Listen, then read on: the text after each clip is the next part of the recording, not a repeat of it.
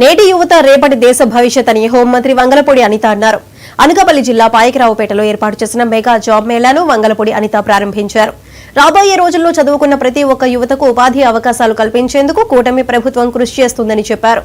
తల్లిదండ్రులు కూలి పనులు చేస్తున్నా పిల్లలను ఉన్నత చదువులు చదివిస్తున్నారని, విద్యార్థుల తల్లిదండ్రులకు ఆర్థిక స్తోమత లేకపోయినా పెద్ద చదువులు చదివిస్తున్నారని పేర్కొన్నారు. దొంగ నడిచినట్టు ఉంటుంది అనమాట. అసలు యాక్చువల్గా విద్యుత్ ఛార్జీల భారం అంతా కూడా జగన్మోహన్ రెడ్డి అప్పుడే మోపి ఈ రోజు తీసుకొచ్చి వచ్చిన 6 నెలల కాలంలోనే ఏదో ఘోరాలు నేరాలు జరిగిపోయని చెప్పి శుక్రవారం పూటే పెడతా ఉంటాడు ఇలాంటి ప్రోగ్రాంలన్నీ కూడా. అక్కడ శుక్రవారం పూటే పెట్టేటప్పుడు మీరు అర్థం చేసుకోవాలి ఏ పరంగా వెళ్తోంది, ఎందుకు చేస్తున్నారన్న సంగతి. దయచేసి ఒకటే చెప్తున్నా, చిత్తశుద్ధితో ఉన్నాము. ఈరోజు ప్రజలందరూ కూడా తెలుగుదేశం పార్టీని, ఎన్డీఏ గవర్నమెంట్ని వాళ్ళందరూ కూడా మెచ్చుకునే పరిస్థితి. ఇది ఒక మంచి ప్రభుత్వం అని చెప్పి ప్రతి ఒక్కరు మాట్లాడుకునే పరిస్థితి. దీన్ని ఏదో రకంగా బదనాం చేయాలని చెప్పి వాళ్ళు రౌడీజం చేయడానికి కూడా సిద్ధపడే పరిస్థితులు కనిపించినాయి.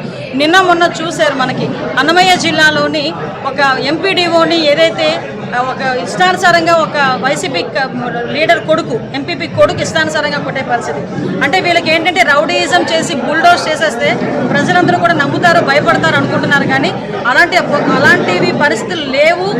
చంద్రబాబు నాయుడు గారి గవర్నమెంట్లో అలాంటివి జరగవు అని చెప్పి మరొకసారి తెలియజెప్పడానికి నిన్ననే పోలీసులు కూడా ఆ వ్యక్తిని అదే రకంగా కొట్టుకుంటూ బయటకు తీసుకెళ్లే సందర్భం కూడా మీరు అందరూ కూడా గమనించాలి.